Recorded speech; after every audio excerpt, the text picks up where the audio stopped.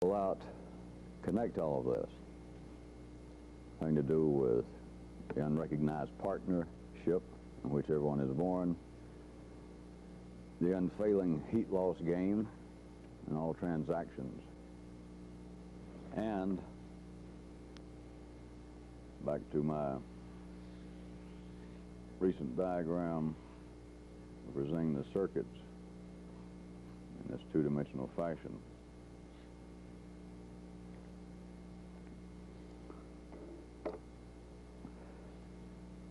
There is a connection that I hesitate tonight to try and stick your nose in, but between me drawing this and mentioning it as a positive, a negative, and somewhat of a neutral charge,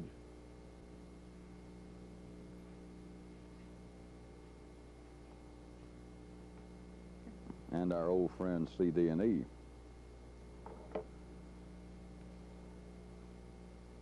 The part that I have labeled 0, that I referred to as somewhat neutral, there is no word for what this represents. There is no consciousness built into man to perceive it, or else everyone would understand what I'm talking about by now. Either that or this is some kind of game, and I won't give a better description. The first thing that consciousness wants to latch on to, ordinary intelligence, would want to label this as some kind of indifference. And even the way ordinary sensibilities have taken ideas once they have reached the necessary heat loss stage and gone into ordinary life, such as what is reputed to be the ideas and teachings of Buddha. Some kind of middle path, some way in which a person is not completely subject to the ebbs and the flows of the carnal life of an ordinary man. And it has come out not just in writing, but I can assure you in the apparent sensibilities of people, both here and in that part of the world now. Soon after he died, just taking the words as they're remembered. Again, it doesn't matter whether he existed any more than Moses and what's his Jesus name.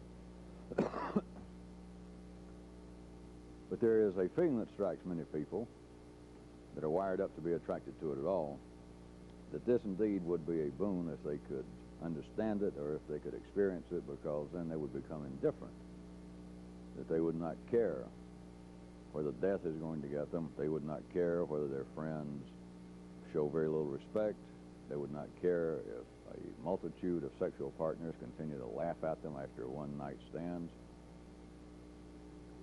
And the word that would want to come out, I assure you, no matter how they tried to doctor it up, ordinary people that would find some attraction to this, they would all agree if I said, well, the word you're looking for is indifference. I assure you that all such ordinary people would say, yeah. And I do not like that word. Of course, I don't like any words, because what we're talking about, no words adequately represent. Any word that's already been already has its own connotation that came out of line level of consciousness, and so you're left with either using that or to engage in an endless stream of making up words. Indifference is not the word. It is more of an unplotted dynamic, but it is not indifference. And now I can take off and talk a while, but I've already covered it. I told you there's no word for it, and I told you it's not indifference, and I raised my voice and said it's not indifference, and that's really it. But I'll plunge on, because all I can do is sideswipe some of the places that some of you might be wired up. It is dynamic. Now, ordinary consciousness. Let me try it from this spot. Ordinary consciousness looks at any situation that seems to be a living circumstance, a business, a political party. They could be studying microbiological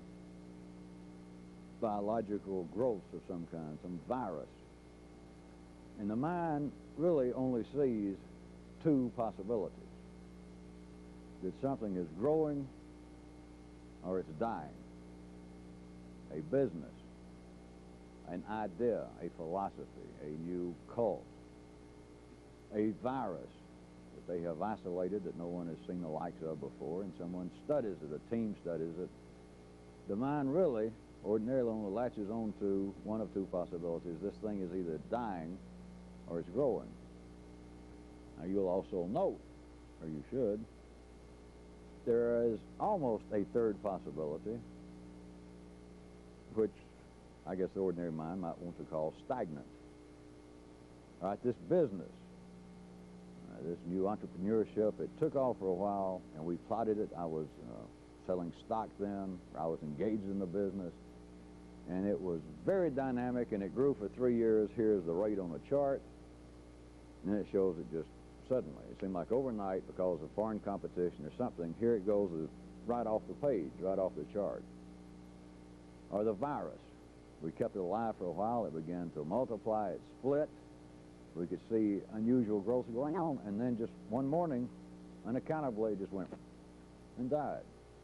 In between that, the possibility I was going to say that the mind almost seems to latch on to would be, let us say that a business analyst would study a business, or the biologist studying this new virus.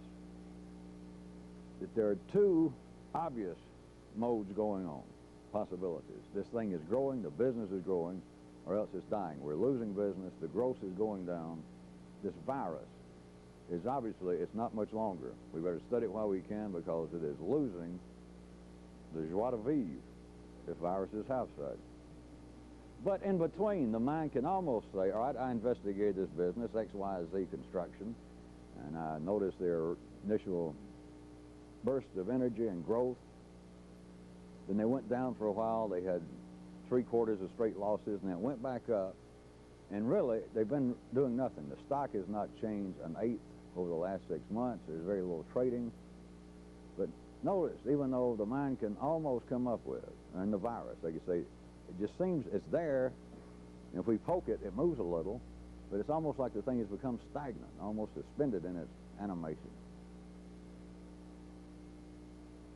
Sensibility is almost discounted, that it's not really growing, it's not really dying, it just almost ceases to exist. It's of no interest. I mean, there's nothing you make of it. If it's not going up and it's not going down, you can't buy, you don't know whether to sell, you don't know what kind of experiments to make on the virus, you don't know what else to look for. It's just sitting there, and I'm looking at it. I'm looking at the stock. I'm looking at this political philosophy.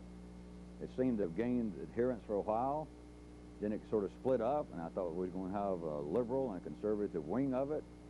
And there's still people around. They're still playing at this little pamphlet newspaper, but it's like the yeast or the salt went out of it. When it reaches a place that could almost be...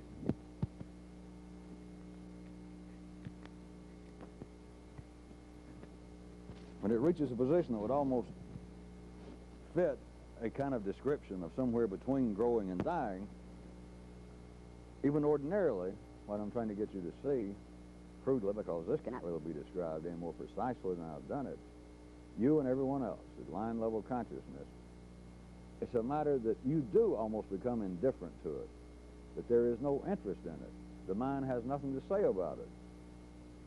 There is very little dynamic energy to be transferred between that which apparently is sending out energy, the thing under observation, and the observer. Someone calls in and asks a stockbroker, how's ABC doing? He looks up. This is almost as though he cannot get the energy to even respond on the phone. Well, nothing. There's no passion involved. There'd be some passion, even if the caller had bought heavily into ABC and is plunging. The man would say, ooh, I'm glad you called. This thing has dropped 22.5 points in the last 3 hours. I mean, though it's bad news, there's some passion, there's some interest in it. But to look up on the board and say, well, that son of a bitch hadn't moved now in 6 months. It's almost as though those involved, that there is not an adequate amount of heat exchange between the observer and that which apparently he is observing. But the true reality of this middle section as I drew it is not indifference. Recall last week I mentioned it is not even irrelevant. It is, from one view, at ordinary level of consciousness, it is apparently irrelevant. And I played my little trick of spelling irrelevant for you last week with an E to remind you that it is not irrelevant. It is dynamic. It is alive.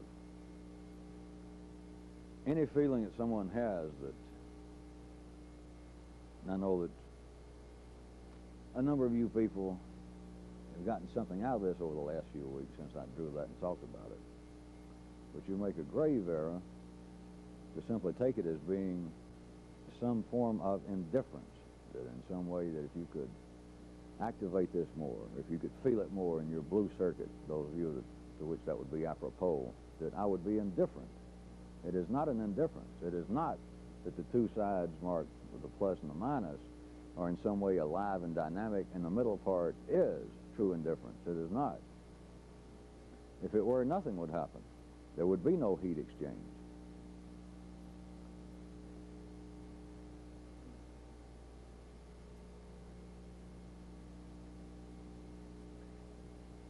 When people begin to try and study themselves in some way, whether it be here or under some other guise, some cult or through some book, through some religion, that people attempt to live up to the old Grecian dictate or axiom about the unexamined life is not worth anything on the stock exchange. When it comes to man's immortal duty to worry, when it comes to seeing everything as being anything in which you're interested, as seeing it as some kind of conflict, no one ever gives any observation, no study, to the irrelevant. There is no freedom possible for one to study the apparent problem. Let's say that some of you that are in business, or some of you that are working with somebody else, apparently a conflict comes up at work, that you feel like there's not the right kind of communication between me and the people who employ me, or the people whom I employ. There seems to be, and it could be a social situation between you and a lover, but there seems to be a conflict, that the people here in the office do not seem to be understanding my position. There seems to be a conflict. I'm trying to do one thing, and they're expecting something else. I'm trying to treat my loved one in a certain manner, and she or he will not respond in the correct way. There seems to be absolutely no doubt, and at ordinary level there is no doubt, that here is a conflict. The players are known. The conflict is known. I am wanting one thing, and this other person or this other group seems to be wanting something else. It would appear to be that the intelligent, rational thing to do not only be to think about it in a reasonable and rational fashion, but nowadays, I guess, run it through the old IBM or Apple. That I've got the problem, fed enough information, a little computer, even my own little computer, and the little computer of these other people, if they will snap out of it and get reasonable for a bit, we'll identify the problem, and then we'll work it out. Now, things do change, of course. You have the continual triaxial dance that is going on, like from do, do, do, do, do, do, in all sorts of versions, do, do, do, do, do, do, do, do, do. So something will happen. You'll get fired, you'll fire somebody, your lover will leave you. Something, miraculously, in case you haven't noticed after all this time, always works out. Just notice the difficulty in remembering the horrendous personal problems you've had throughout your life, maybe as recently as last week. But things that at one time, the further away, the easier it is to talk about if you can recall them at all. But things, when your first girlfriend left you, and some guy that you were really involved with, or one time you had a job and they just walked in and said, "You're fired," and you felt as though someone has taken away part of my life. Someone you know is dying. At any rate, your life has been full of problems that at one time struck you that this problem could break me.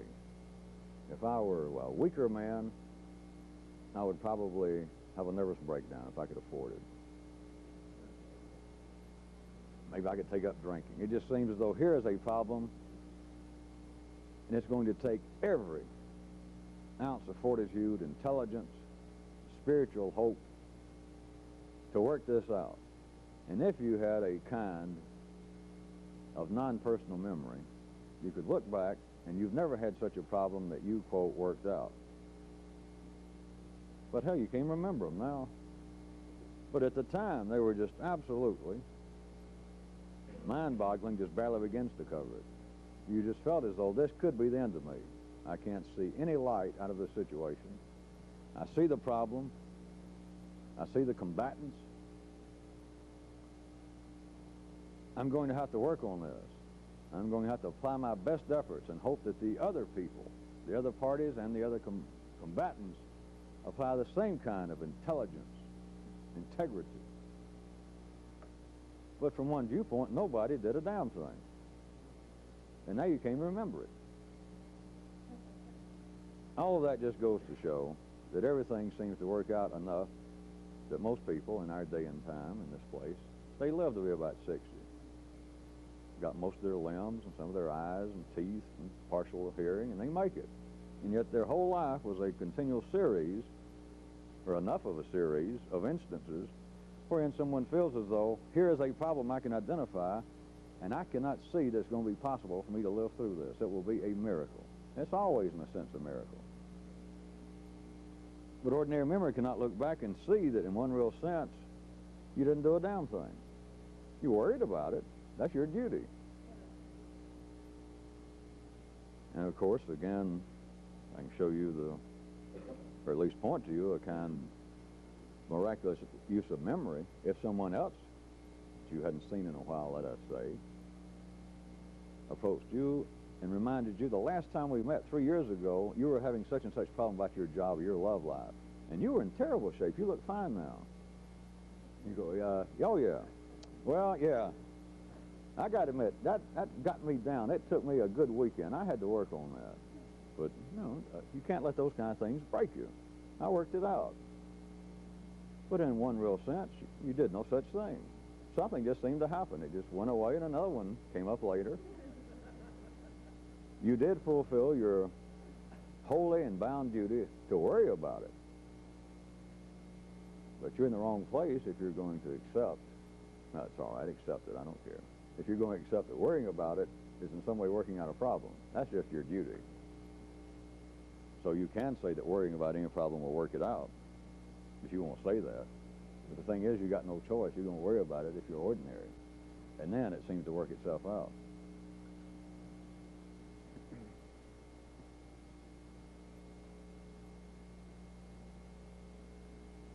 I'm just going to, for tonight, encourage you to tell you outright that your duty, or the way you should be approaching what I've been attempting to sketch for the last few weeks, is you should be studying, attempting to really consider, to neuralize, to be able to remember this without thinking about it, without letting it fall into the hands of ordinary yellow circuit intelligence, ordinary blue circuit feeling about it.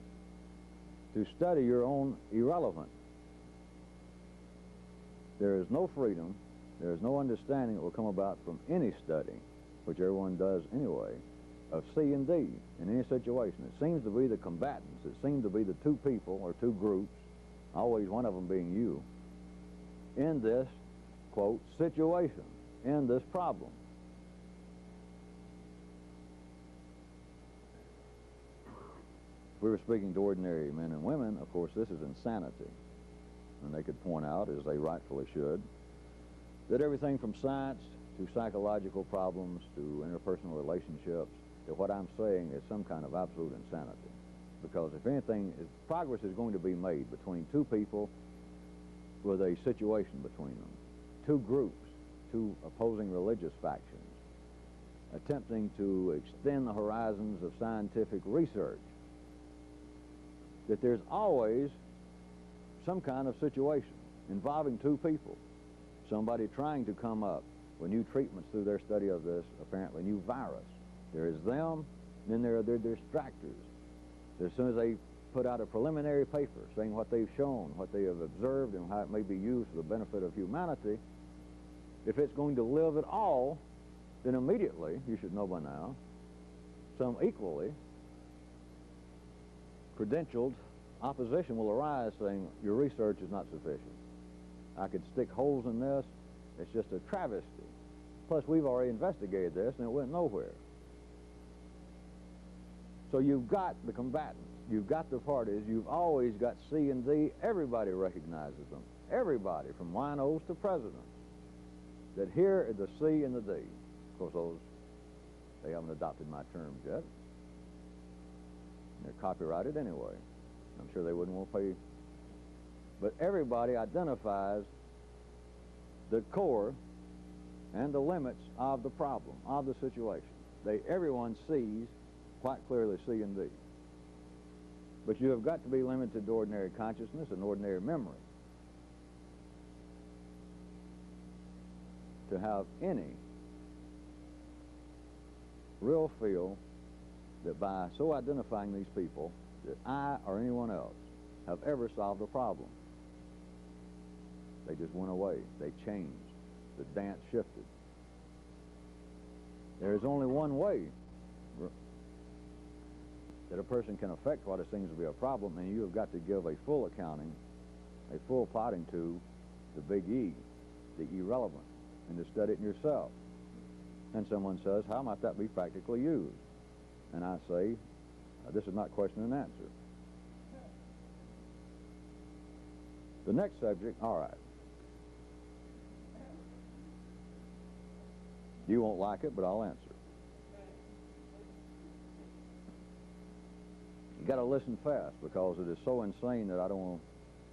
We shouldn't let this go on tape because someone might try and blackmail me later.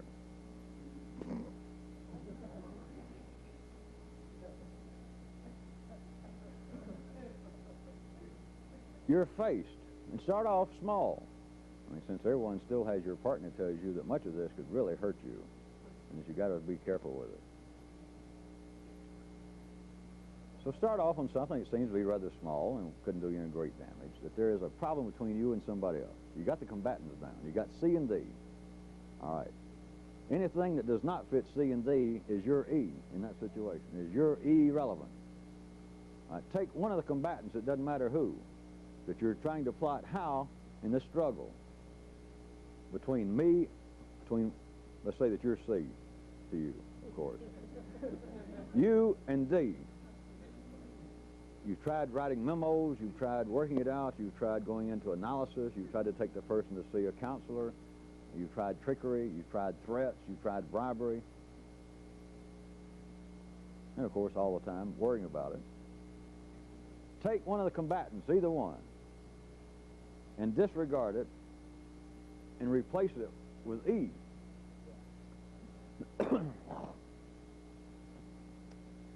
I'm going to leave it there tonight, but I'm going to tell you, I've told some of you, I've given some of you things to do in the past, and I've responded to some of your personal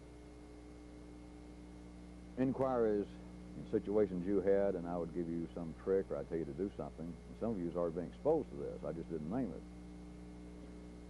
But you can get into areas that will begin to really put the breath of life into what I mean by considering, what I mean by neuralizing, of being able to get a flash.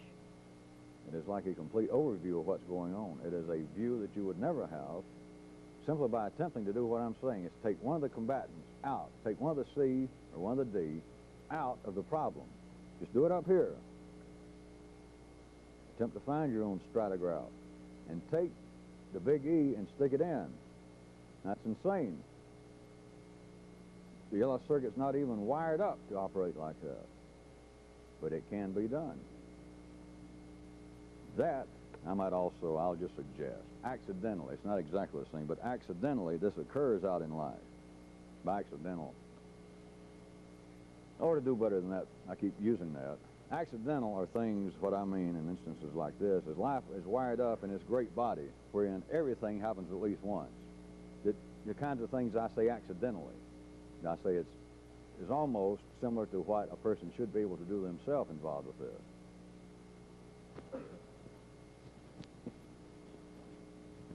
You're getting no audio? Give me a break.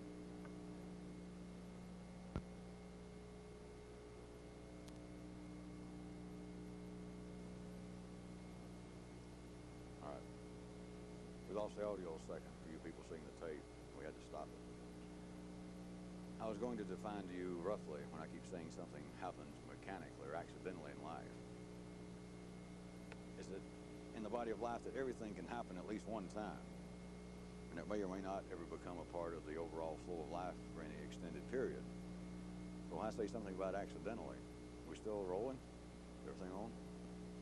When I say accidentally, it means that the people involved were no more involved than in the most ordinary mechanical circumstance. And yet what happened is a reflection of something that could be extraordinary if the people involved were not simply playing out a mechanical role.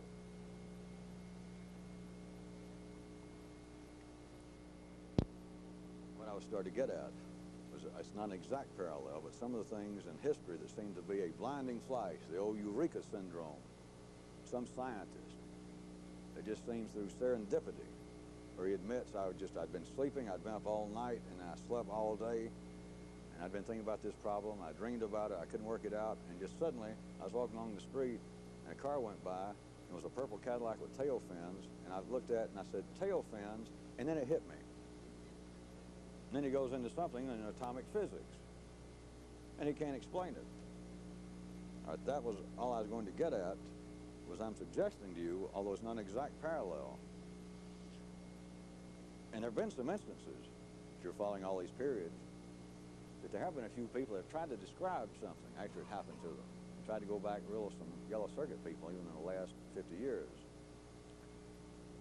And they've tried to describe it the best they could after the fact. It seemed as though their mind went off on a spree of its own that almost seemed to have nothing to do with the subject. That is,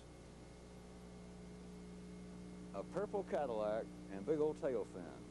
And I began to smile, and I was about to laugh or something, and suddenly it struck me the question. The answer to the question I'd been working on. But it's as though the mind just went completely off on a tangent that had nothing to do. Their explanation is not very precise, but what I'm suggesting to you is getting close to the irrelevant coming into what seemed to be a very precise question, a problem. I'm trying to figure this out, whether it be a relationship or a question in science. And it's as though something came in that was completely off the wall, completely irrelevant.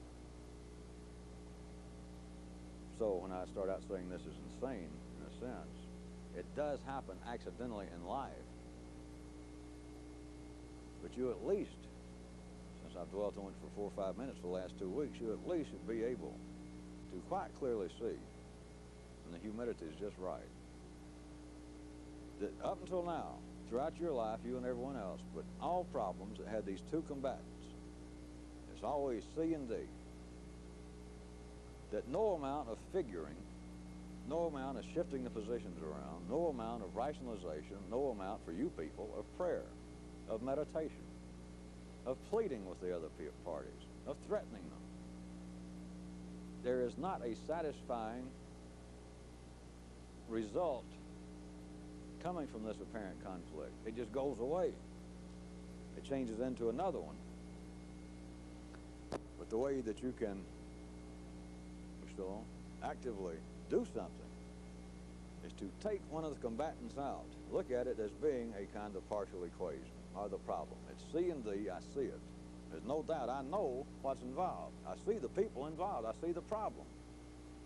Take one of the parties out. Take out C or D and stick in E. And then try your best to make this poor old yellow-framed outline up here, look at it.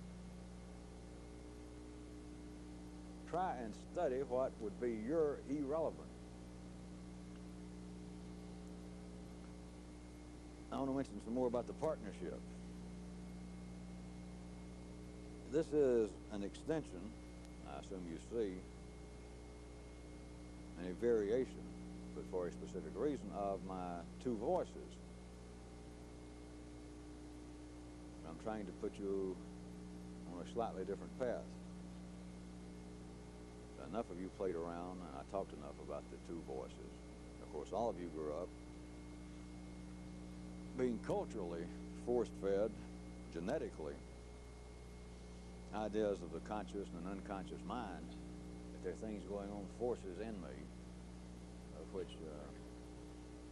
are sometimes out of control or beyond my direct knowledge. But for the time being, I like my new one. It's a lot better. Fuck Freud and Moses, spirits. No. And I'm telling you, you're born in a partnership. Everybody's got a partner. You and him, or you and she, are in business. You go by the name of Fred or Mary. But there's not one of you, there are two of you, and there always has been. As far back as you can remember, which is tied into you being able to remember anything, is when your partner was strong enough that you realize there's me and somebody else in here. And it's not an unconscious mind, it's not a conscious mind, it's not a good spirit or a good side to you and a bad side. But you are in a partnership. But there's several very specific things that the partners can't realize. They're not supposed to at the ordinary level. And I can about sum up everything. The last 6,000 years of yellow circuit activation / history of man. All the way from spirits, mythological gods, into today's psychological splittings of man's mind or consciousness into a loud, boisterous one and then a quiet, seductive one. Here is what life has had man dealing with, is that one of the partners believes that he can affect the behavior of the other partner. And he does this with absolute oblivion to the circumstances of his own motivations.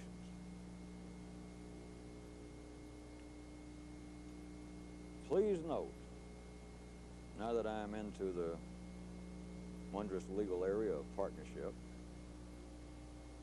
but I have not really named the partners as being a public or a private or a good or a bad or a loud or a quiet for a very good reason. I say I'm trying to expand it for you, is because they keep, this doesn't quite cover it, but here we go with words, they keep changing places, and unless you're exceptional, you can't tell the fucking difference. Sometimes you seem to be, well, I'm me, and I know what he's talking about me having a partner.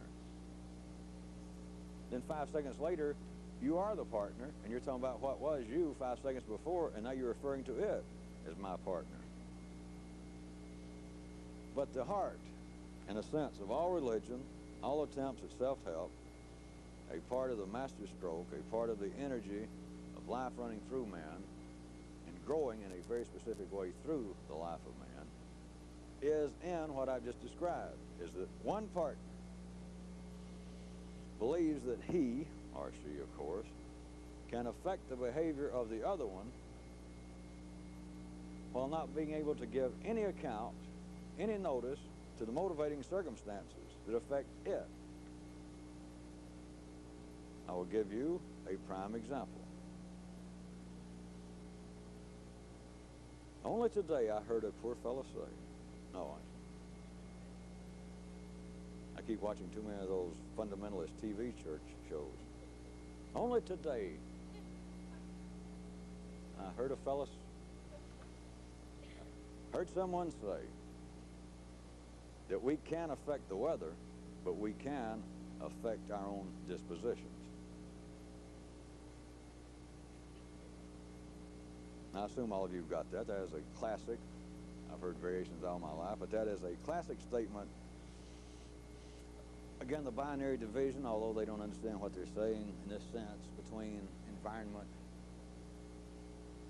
heredity, the classic division of the partnership, is what they're saying is, all right, the weather can get nasty and it's dark today and it's raining. You know, in a sense, you'd be well within your rights to feel kind of bluesy and moody. But wait a minute, we're humans. We're sophisticated. And Now, we may not be able to affect the weather, but by God, we're grown-ups. We can at least affect our disposition. But no,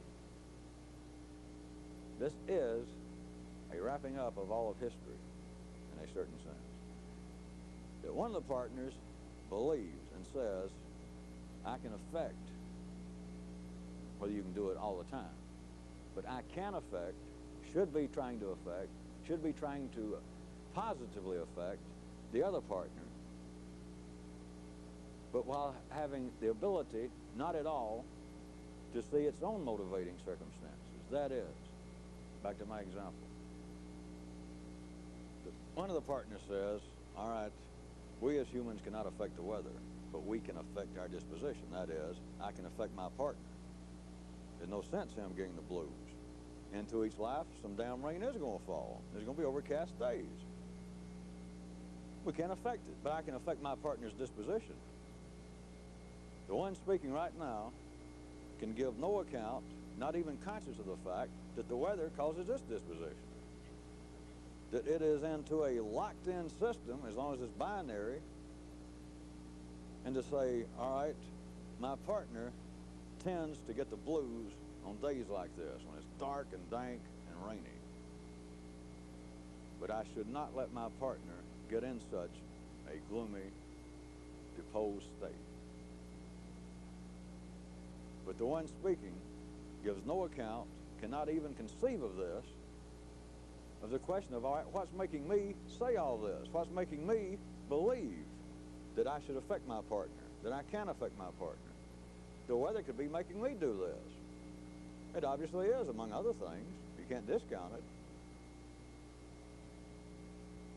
I told you it was too simple to hear it. Not enough of you heard it.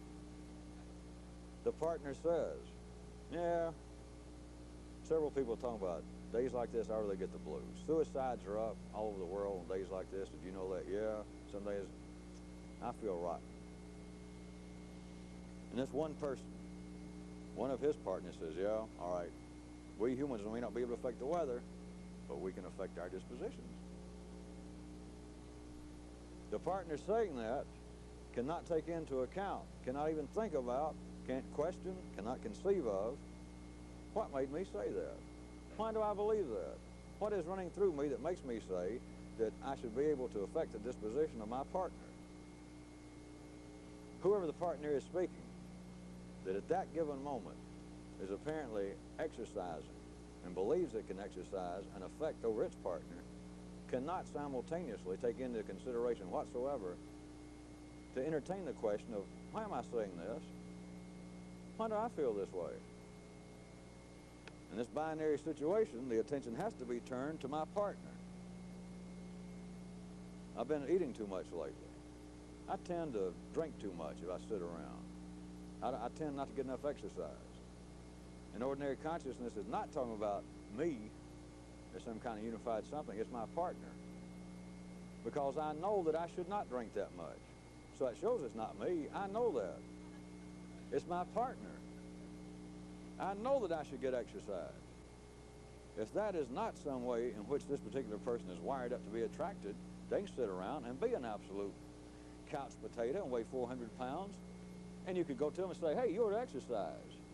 And you'll get very close to indifference. If not, a kind of negative hostility. They can just say, you know, get the hell away. In that place, their partnership has no conflict. Pass the chips and shut up. I don't need your advice.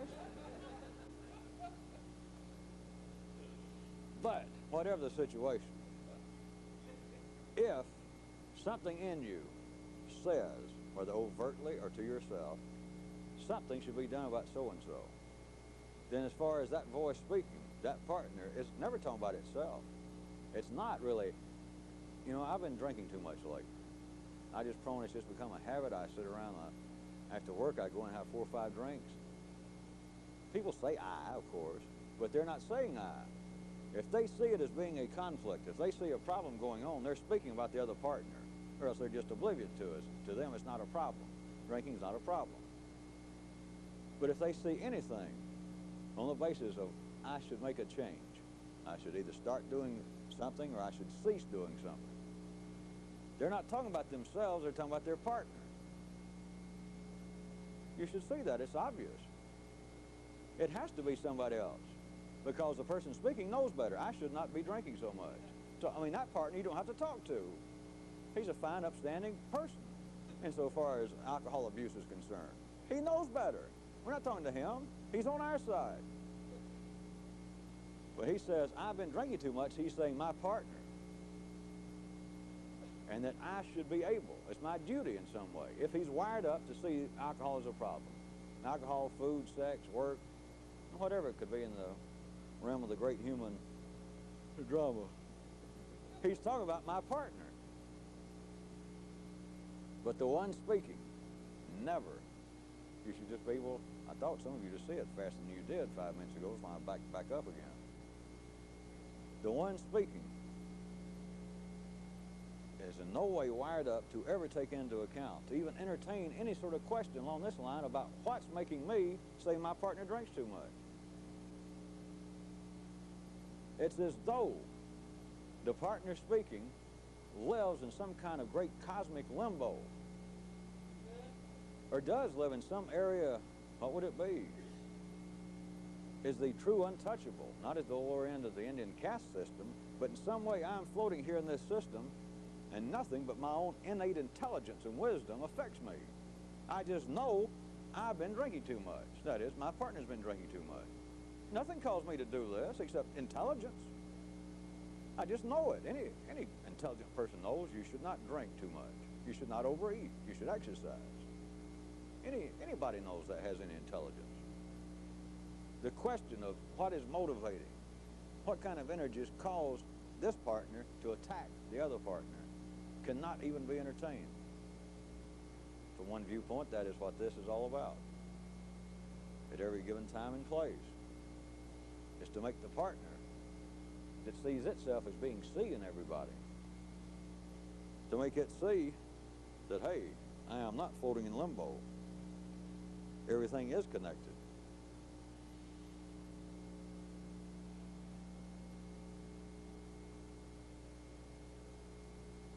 There is, as always, a heat exchange going on.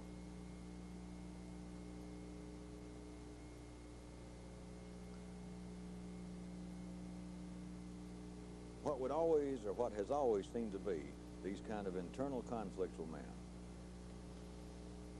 that apparently everyone, at least individually, if they're intelligent and sophisticated, are trying to work out on their own, or in the midst, as it normally happens, with groups of people, a religion, a cultural organization, a political party, a group of friends, two guys, two girls that just sit around and drink coffee and discuss the nature of the world. They're trying to resolve, apparently, without them knowing it, the conflict between their two partners. And one of the partners is trying to educate, trying to clean up the other partner. But it cannot be done. It is not supposed to be done. That is a part of the kinetic energy that is running everything.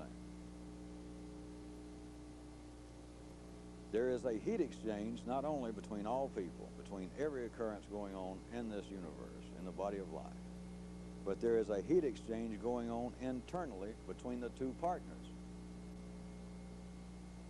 It is a live, it is absolutely a dynamic situation that heat within each person is being transferred. Once you get some sense of that, you'll also understand the powerful hold, the powerful drive in everyone, even down to the wino in the gutter.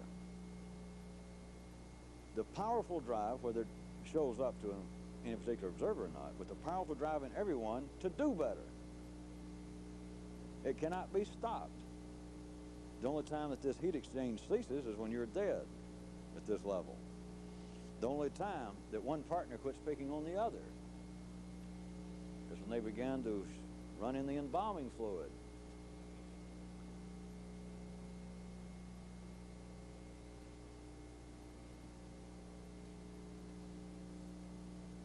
I want to take it into a little personal affair with what's going on here because, well, mainly because I'm going to. But it has to do more than just this. please note I have not really changed the subject, and it is not limited to what I'm about to describe. But let me give you some of you here, and perhaps in a few other places, if you listen real quick, you're going to hear something that'll wrap up a whole bunch of little small things that you've been studying street maps instead of the town plat.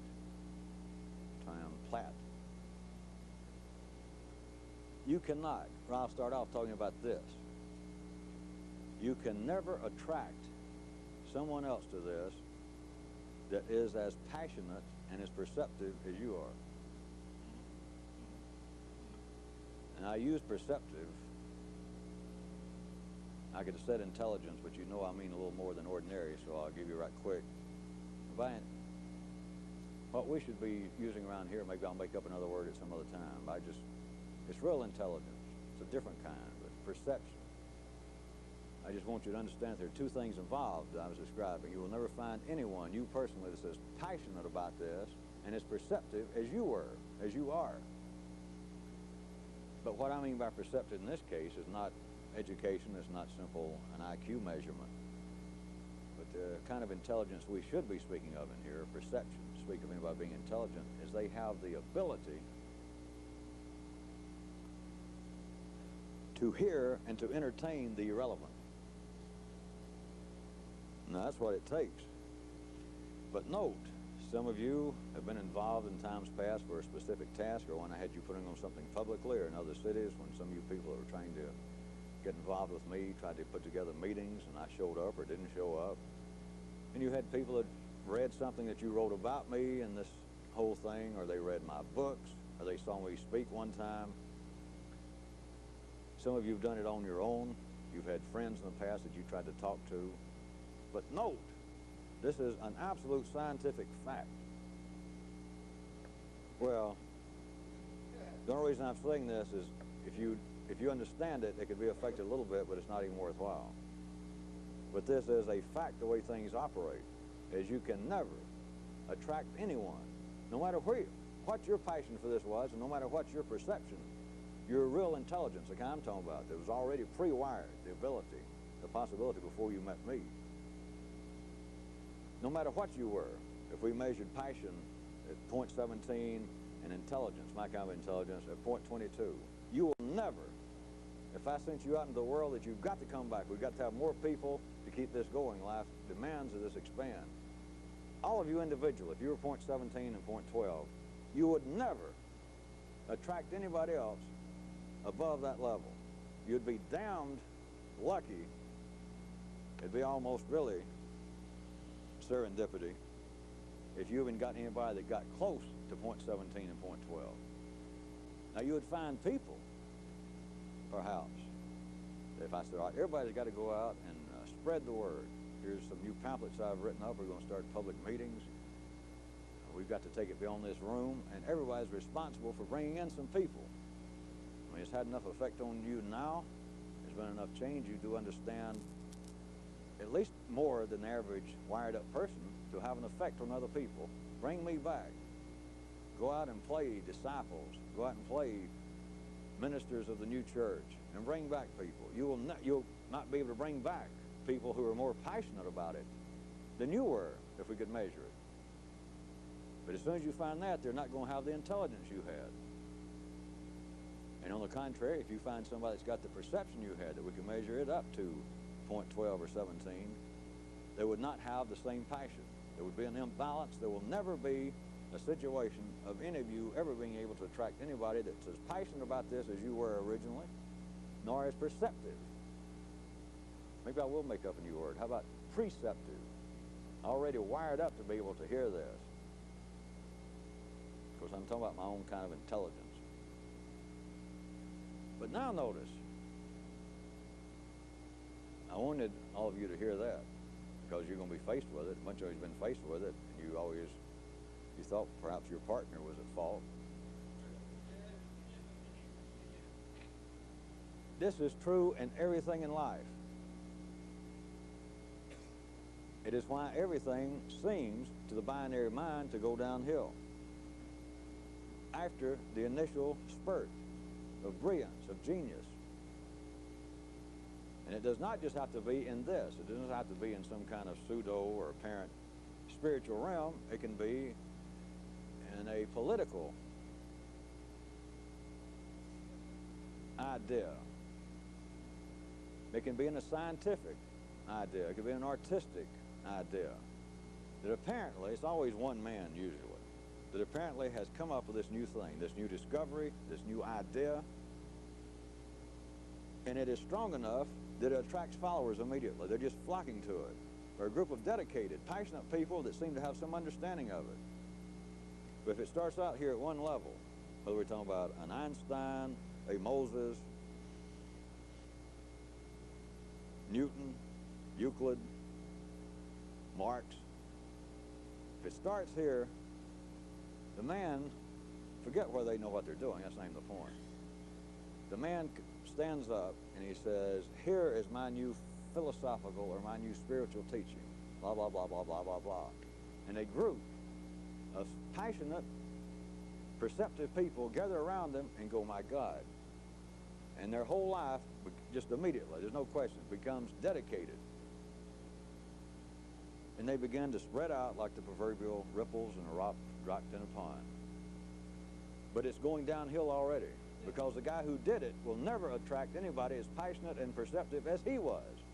So as soon as the head disciples show up, there's already been a heat loss. Then when they start attracting people, whether they're directed to specifically or not, they've eventually got to, or it's going to die. It's going to drop off even more. That apparently those that are attracted every stage of the game from one viewpoint become tackier, become more in the nature of dilettantes. They may be active, they may seem passionate about it and offer to do all kinds of work, but if you notice this new group that we've got now, you know, it's like somebody's not home half the time up here. I mean, they seem interested enough, and you ask them, go out and hand out handbills or come in here and help us recarpet the place. They're always right here. But half those people, I don't even think they hear what's going on. Or, withal, you know, some of these new people, they sit and they take notes. They really want to discuss what's going on. It seems as though intellectually, in a sense, they could catch up for the last 2 or 3 years pretty quickly. But those sons of bitches, you can't depend on them to do anything. They seem very interested, but I believe if you said right now, all right, we're going to stop this. This is it. I'm leaving this state, and if I ever change my mind, I'll contact somebody. This group that seemed to be very perceptive to it, seemed to have some grasp of it up here, they sort of went, oh, well, they packed up their notebooks and got their clothes, and that was it. Very little passion about it. It is true always in life that the heat exchange is always running down. You should be able to see that. That is part of this eternal dance. And on that basis, you will never attract, you won't even be able to find them, not under any ordinary conditions. I mean, you can say, well, I know they're out there. But you personally will never, under ordinary conditions, ever find / attract anyone to this that matches your passion for it initially. I'm assuming it went uphill since then, but initially, you'll never find anybody that passionately interested in it, nor that perceptive. It can't be done ordinarily. That what you're always going to attract in a real sense, not a binary sense, not a subjective sense, you're going to attract lesser people.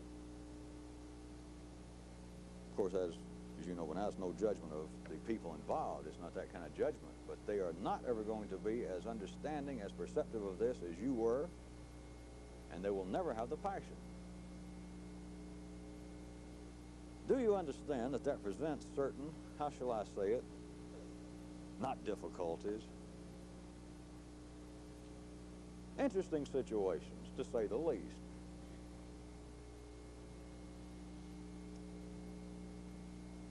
Some of you might find this, I'll make it an aside. This heat loss that goes on specifically in this area that seems to be life always pushing at its own limits, this kind of activity of all degrees. Ordinarily, notice it's going on today and it's always gone on. When you have a guru or you have someone that apparently is in some way carrying a message that is partially relevant. It's partially oblique. There seems to be some kind of new information going on, or new feeling. Your ordinary guru. Many times I've made little jokes, as you should remember, that I say, one of the great things I like about my religion here is we don't have to carry around my damn picture, and I don't have to sit on a throne. And many times in the past, some of you would chuckle, and I've tried to get you to see that I bring up some of that for you to understand, for you to see in your own partnership that everyone's wired up to want that. It wasn't making fun of them, it's serving a purpose. But back to the heat exchange. Some of you should get something from this, is why I took this detour. One of the ways that is handled, that life has kept up some form of this kind of activity, albeit the kinds I'm referring to is a lower level than this. But the heat loss problem, part of it is compensated, is arranged in this way, that this whole thing of loving the teacher, calling him master with a capital M, having his picture carried around, in some way paying homage, or kissing his hand, or kissing his foot, saying that you love him, and how meaningful it is. Part of that is a mechanical structure to help compensate for this continual heat loss going from him to the rest of them. And you always thought, since I talked about it, that, well, it's some kind of hokey something, that they're just trying to make them feel like big shots. Now, that may or may not be. That's not even the point. But that kind of situation is wired up. And you get outside this realm, you see it, everything in life. A man can be a garbage collector with an IQ of 40. In some way he steals an election, he gets him voted as the Board of Aldermen up in Fort Lee, New Jersey, and suddenly his letters come to him addressed the Honorable so-and-so. He walks in the Assembly Hall and they refer to him as, here's the Honorable so-and-so. It is a kind of audience participation to the performer, of sending out a kind of homage, and it's to help stall some of this foregone, prearranged heat loss coming from the top to the bottom. It's paying homage, even though you can say it's mechanical. Nobody believes that old George is Honorable George, Smith now. I remember he was a garbage collector. I know him. I grew up next to him. And yet you find yourself there, after he gets elected, you'll refer to him. It's the Honorable George. You introduce him to your friends as, this is the Honorable George Smith. He's our representative here in the Board of Aldermen. Or people will pay homage to the king of their country, their president. They can say, well, I'm not a Republican. I don't like the guy that's in office. He's an idiot. But there's something built into you that you're not really supposed to say that. They're just ordinary people. There's a kind of homage. There should be a kind of cultural respect to our institutions. I'm not a Catholic, but I don't like to hear anti-Catholic jokes. I'm not Jewish, but I don't like to hear anti-Semitic statements or some kind of stories. I don't. It's just not right. It's to help stem this. It can't be stopped now, but it's this heat loss that's coming from the top to the bottom. It can be in cultural institutions, political institutions. It is definitely, it just is glaring here, was what I was taking the side road for, in this. It's also in show business, since this is all show business. You remember the question some time back I asked you, I presented you on the basis, how is it that apparently an entertainer get himself all worked out and come out and do a show, and he's a smash, and he leaves, and he's so excited, he can't even go to bed. That's just common. How can that be? And then the audience came in, they paid their money, and they left, and it apparently, you can't account for every Tom, Dick, and Harry out there in the crowd, but apparently, it seemed like the whole crowd gave him 2 standing ovations. They all left, hooping it up, going out for another party. How can that be that they both benefited? You remember, I did ask that rhetorical question. Nobody ever did come up with, as far as an answer goes, or the answer. Well, there's one guy on stage and 5,000 people. So apparently, it is a win-win game. Whereas in binary conditions, that can't be true. How much more time? Okay, cut it. Things are arranged in such a way. I could describe it in other manners, but I am assuring you, I assume some of you already suspected, that this is one of the most efficient descriptions that I am currently using about the heat loss, the transfer of heat. It is still a transfer of energy, but describing it as heat seems to, it tends to suggest to many of you possibilities that you would heretofore ordinarily consider to be irrelevant. But you should have given some real consideration to that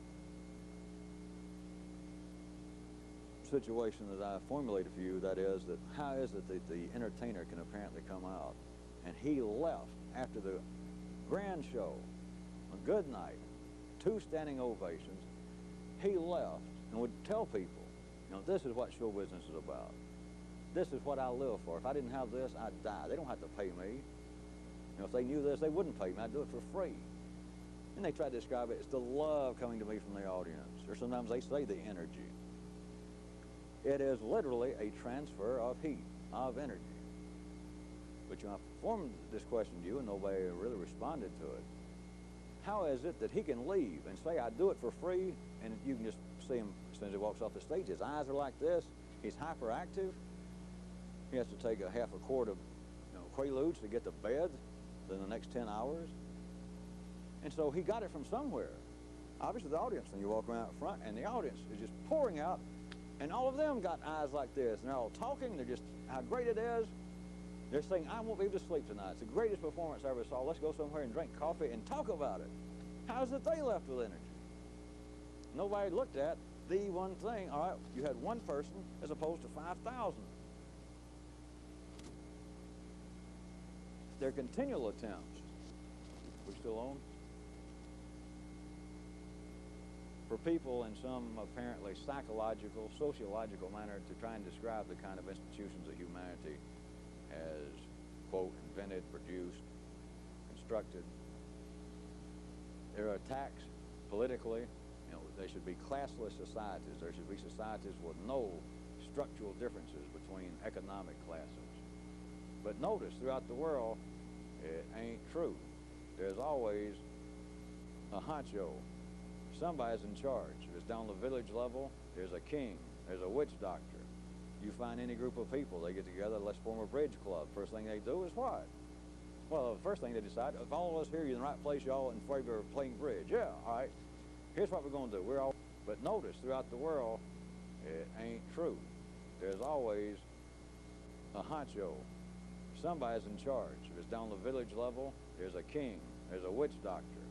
You find any group of people, they get together, let's form a bridge club. First thing they do is what? Well, the first thing they decide, if all of us here are in the right place, y'all in favor of playing bridge. Yeah, all right. Here's what we're going to do. We're all going to form a club. Great. All right, first order of business, we got to elect a hierarchy. Somebody's got to be in charge. Religions, look at all the time they spend in the Catholic Church voting for a pope. Look at the kind of struggles in all religions, people trying to move up. It would seem to almost be a contradiction in terms if you took religion at face value. There has to be somebody in charge. But then there is a heat loss, and it comes from top to bottom.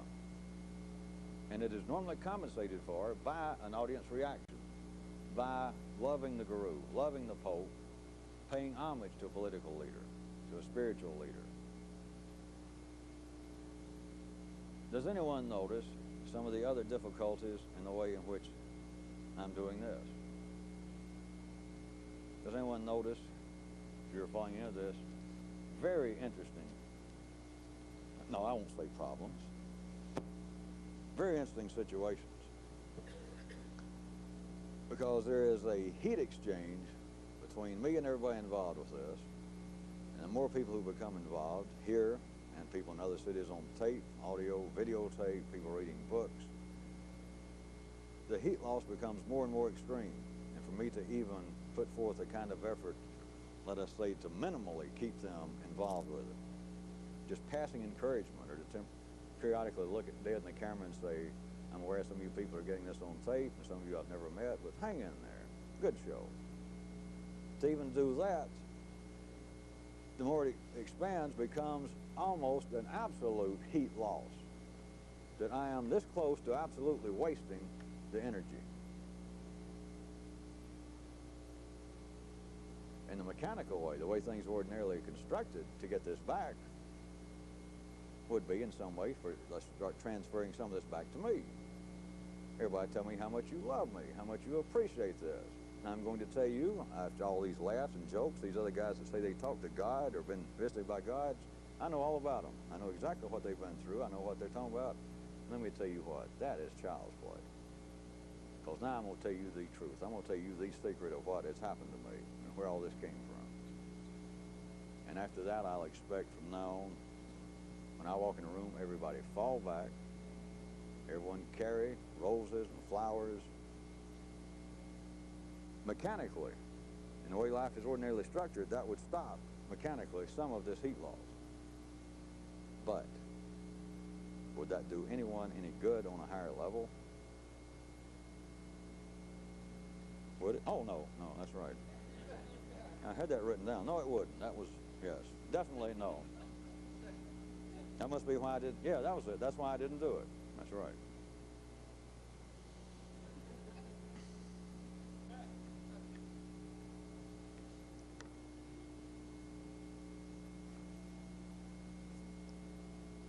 It should be obvious without me going any deeper. The feeling that all of life is winding down, that everything is going downhill. They hadn't made good music since the Beatles split up. I mean, there's nothing to dance to since Lawrence Welk retired. There is a continual heat loss within any mortal structure that you can identify. By mortal structure, of course, I mean something that apparently man has concocted. Religious structures, social institutions, religions, a school of thought in philosophy, in psychology, that if you can identify there was a beginning place, or at least the school, the institution, shifted, and it got reborn, or it took a new path, and you can identify, or it came from this guy and his followers. This guy was teaching at such and such university, and he split off of this great schism that happened between him and the whole psychology department. That you find something that happened, as far as we could verbally describe it, that was unique to man. It is not something that happened out in the natural world, as they call it in the sciences. A human institution. It is always running down to the binary mind. It is going through a continual process of this dance. It is not simply dying. It is a dance of going through C, D, and E, and all sorts of configurations. But the mind sees it. The sensibilities of all ordinary people see everything is winding down, and from that viewpoint, what I'm telling you, there is validity to it, because there is a continuing heat loss from the top down. From the point of origin. I keep saying top, I'm not making a qualitative judgment about it. But from the origins of it, from the initial point that it started, it begins to lose heat. The people involved become less passionate, less perceptive. There is never the passion or the perception of what was the point of origins of it. That stage is never repeated. As soon as it happens, it begins to lose heat. And the way in which this is normally accounted for, assuming the thing is destined to live out some kind of life, whether it be a generation or many generations, is then the audience has to repay some of the heat. And it does not just have to be followers to some guru. There has to be people paying homage to a Freud, to the church. It's an attempt for life to keep this thing equalized enough for its own purposes, to keep the church going for a while, to keep this particular school of thought in psychology, to keep it going a while. There must be adherents to it, defenders of it, followers of it. And I'm not talking about in just some occult or mysterious fashion. It could be in the world of science. It can apparently be fairly well limited to yellow circuit interest and activity. But there has to be an audience for it, and it has to return some of the heat by its interest, by its support, by its proclaimed love in it. I note to you again, this is almost without any of that. It is not to say that I'm sure many of you think that you have very good feelings about me and that you feel like it's just great that you found this. And I've never mistreated anybody as far as you can tell, and I'm probably a pretty exceptional person if you ever got to know me. But all of the trappings all of the conditions that life would ordinarily arrange. There being an audience for this.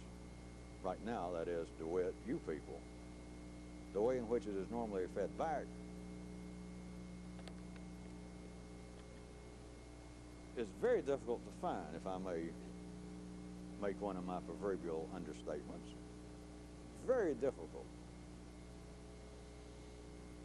Every time you believe that your partner is seeing things wind down, I'd like to remind you of another great axiom from you-know-who. Moi. That the better jobs are to be had in attacking and not defending. I know we've covered some of this, but I wanted you to look at it in a particular way. The better jobs in life, and this should give one pause to what? Think. Should give one pause to ponder. How many good jobs are there in the world defending the life of man, the behavior of man, the institutions of man?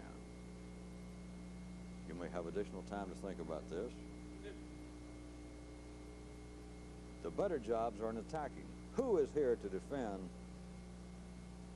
I hate to keep dating all these tapes since they'll probably be heard billions of years from now. Who are here to defend the punkers?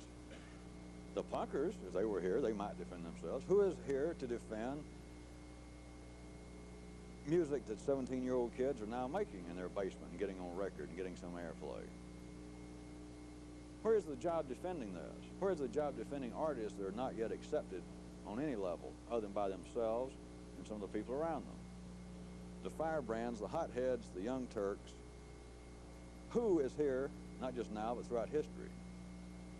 Don't let the simplicity of this throw you. It's something, again, that you do not ordinarily see. There are no good jobs defending this shit. They're not to be had.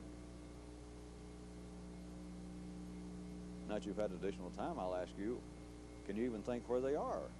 Do they exist? The jobs everywhere are in attacking. Pick up any newspaper. Anything that is in the mainstream of this unrecognized triaxial dance, let us just take our society right quick.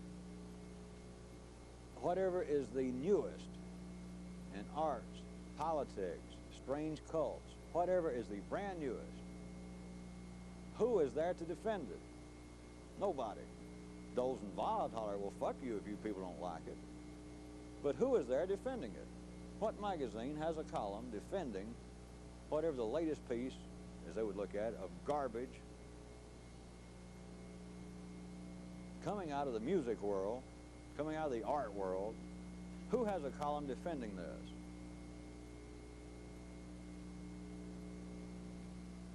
All the good jobs are taken. Don't miss it. Some of you people are going to miss it. All the good jobs are attacking it. That's the better job. That's it. Now, how might that apply to one's internal partnership? I told you I don't entertain questions. This is not question and answer time.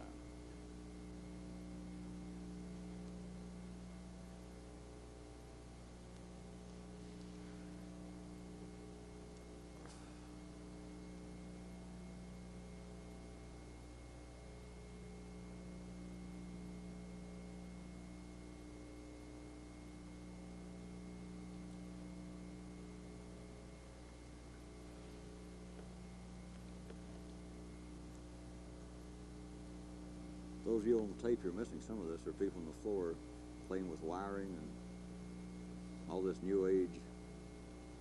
You know, Buddha didn't have to put up with this crap. But he would have liked to. If he had known about it, he would have had one of these cameras. Anyway, they're down the floor working on the equipment or doing something.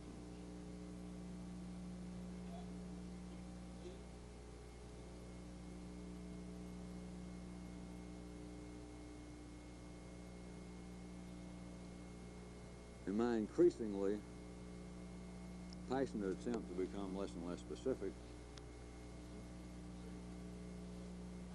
would like to leave you with the direct encouragement of trying to really consider,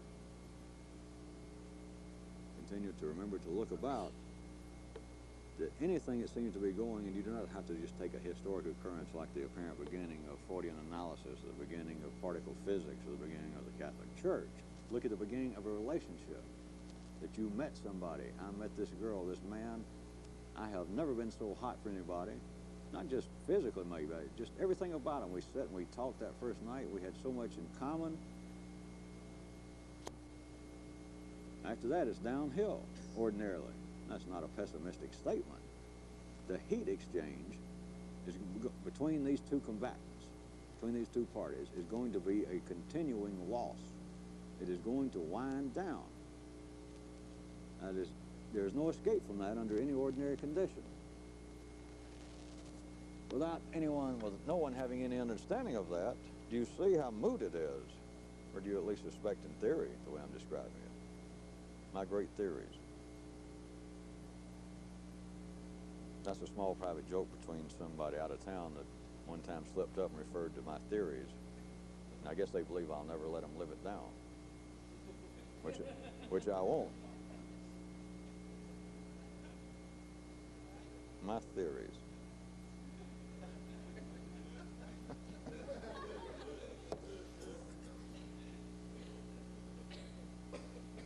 If you just attempt to take what I am sketching up, me being much more specific tonight, to point out to you that there is a validity at the ordinary level of consciousness of believing, just without any discussion, that things are going downhill. There is validity to that because there is a continual heat loss from the top. That is the point of origin of a situation, a relationship between you and somebody sexually, the beginning of a religion, the beginning of a company. From the point of creation, it begins a winding down. It begins a continual heat loss.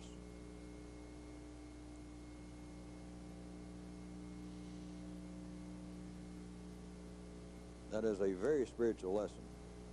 It is a very practical lesson to use.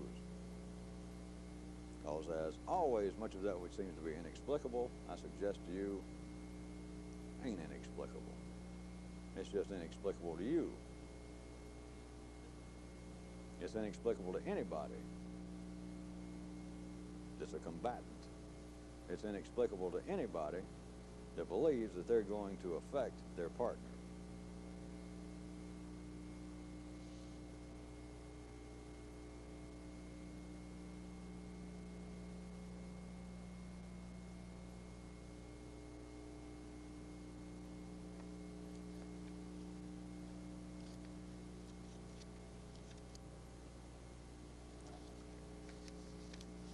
Piece of a note that somebody sent last week.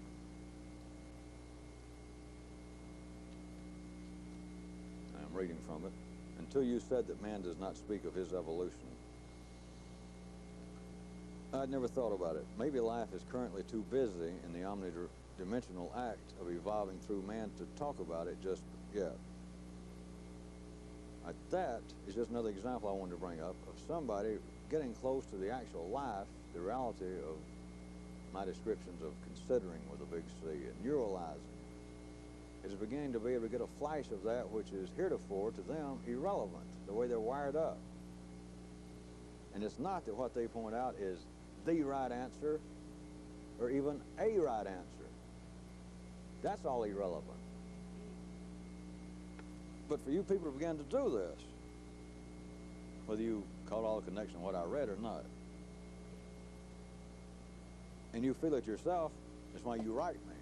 And sometimes they're splattered with your own little passion on what you have written to me. Is that you saw something, you became conscious of a connection, you became conscious of a kind of passing template on a small level in an area that, as far as you were concerned, if you could back up past the point when the person saw this, you'd take every possible wiring connection in you and it would have never come up with this. Never. And it's irrelevant to say that, hey, this is right, this is correct. That is really irrelevant. I mean, we're back to I irrelevant, not E irrelevant. The irrelevancy is that if you were left with the combatants, if you were left with what seems to be C and D in you, if you were left in some question with a positive and negative, if you were left as you and your partner arguing over this, you would have never come to this. It's not that this is right, but this is something that the person was never wired up to perceive. Somebody else could have come up with a statement that is verbally could have been in contradiction to this and have been the same thing. It would have been equally as valid. It would have been equal bravo from me to you, that now I'm getting some of the energy back. And somebody else could have come up with what apparently was an observation that was just in direct conflict with this, which is irrelevant. Because had they not been able to move from this binary position of this and get into their own irrelevant, they would have never seen anything. Like all the old dreams that all of you have read about, and I've mentioned in passing, of mystical states and etc., it all expands from that. But there is an absolute reality. These people that write these huge tomes of, my God, I woke up. My God, I became enlightened. Accidentally, of course. That when you're playing with the combatants, when you're playing with the binary consciousness, it's like all of your life you've been studying neighborhood street maps. And it's possible that you can see the whole plat of the town. Any particular street, whether it goes one way or this way, or whether it's north or south, or an avenues east and west, is truly irrelevant. But once you see that this whole town is laid out, this whole town is in a grid of sorts. One road always leads to another somewhere. But as long as you're down like this, and you're studying what amounts to just little street maps of a neighborhood, trying to study Soho instead of looking at a whole map of Manhattan,